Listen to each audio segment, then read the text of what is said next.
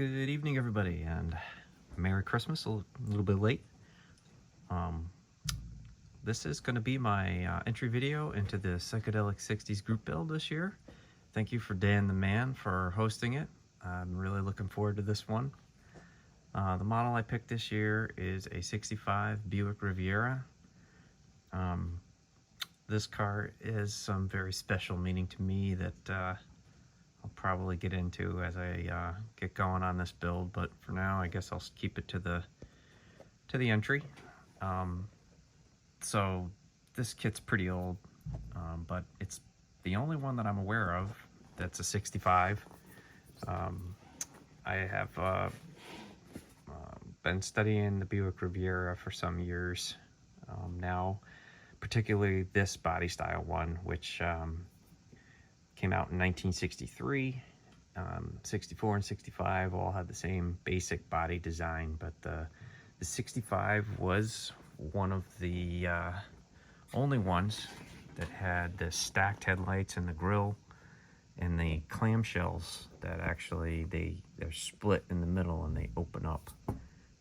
The 63 and 64 had the headlights inside the grille here, and they weren't stacked. They were horizontally, I guess, put into the grille. So the 65 also had a smooth side body, so there was no there was like some imitation air intakes on the 63 and 64 that I don't really care for, but they're all beautiful ones, beautiful cars, but the 65 is definitely my favorite. The body on this kit, being so old, was needed some serious work to get it ready for paint. It's not quite ready yet, but it's getting there. Some serious mold lines on all the areas where the mold splits that needed to be dealt with. I still got some work to do on the trunk here. It's a terrible theme. Kind of hard to make out here with the model, but it's not even straight. It's just crazy how the mold seam is right where the trunk opening is. So I'm gonna need to be sanding that very carefully, because there's also the Riviera logo there and the trunk badge, which also is where the key's hidden. This one here is by AMT, so it's an old metal axle type chassis, which I thought was kind of funny when I got it. I was looking through the instructions, and the axle's shown going through the lower hole or a stock hole, depending on how you want the body to sit. But on mine, it had one giant rectangular hole, which you can kind of see here on the opposite side. So I ended up cutting out some styrene sheet and gluing it in there so I have something to drill a hole through to get the axle to go where it belongs. Obviously I still got to clean them up a little bit, but I don't know, I think this chassis will probably detail up pretty good, even though it's pretty basic. It does have the crazy exhaust that came on these things, all these weird bends in it to try to make it quiet. These cars have they came with two engines. The base model, which was, base, I guess I'll put in air quotes, it still had a very well-equipped car.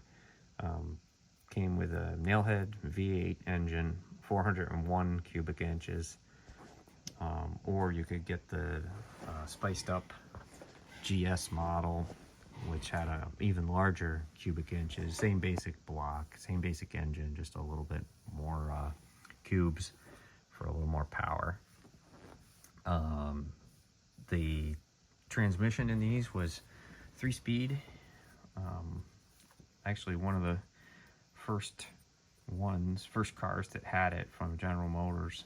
In fact, a lot of the things in this car were first for General Motors. They cruise control, the way it was worked off a servo, was kind of a new system. I think Cadillac may have had it before Buick, but Buick kind of put it into the market for most people that could you know, that didn't have tons of money to spend, they could actually buy a Buick and get a lot of these cool new options that were coming out in cars. The tail lights on the 65 were also really unique to that year. They're actually mounted in the bumper, really low and long, slim lights in there.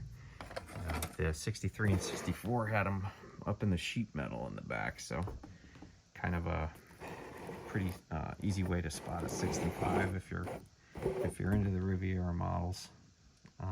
Anyway, I did a few extra things here that gonna stop the video and pull up some other parts here to look at. Okay, 65 Buick Riviera.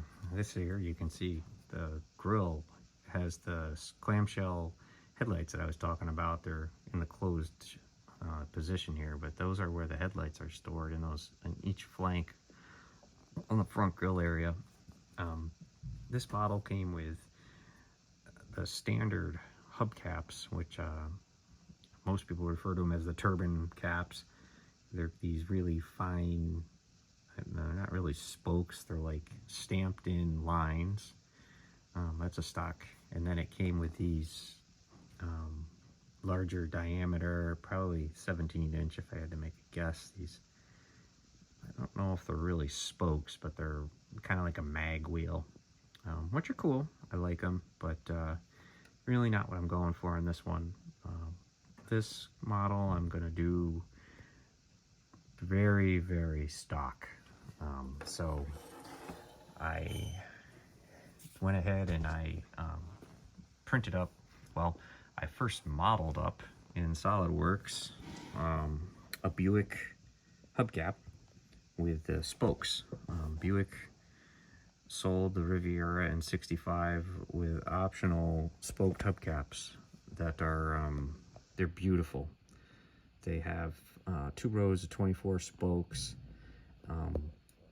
The back is inset with a black stainless steel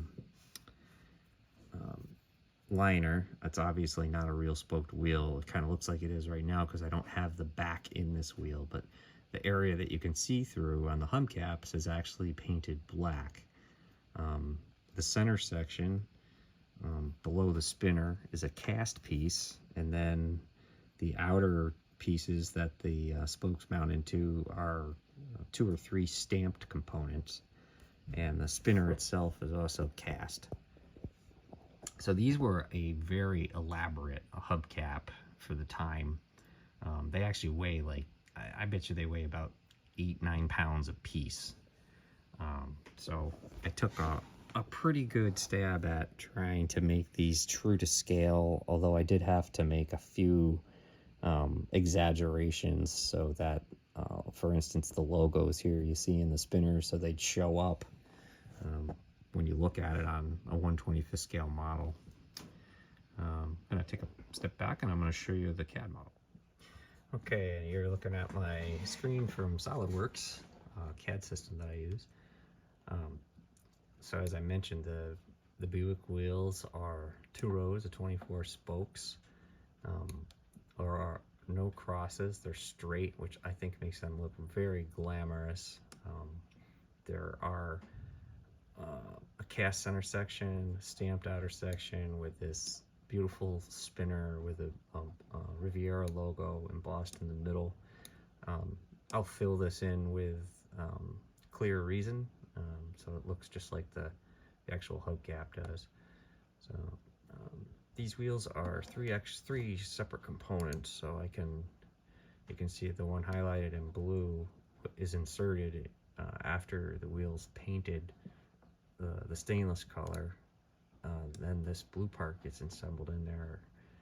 The blue is painted black, so when you look at this hubcap, that whole center section looks black, which I think was really their attempt to try to give it the appearance that it was a real spoked wheel.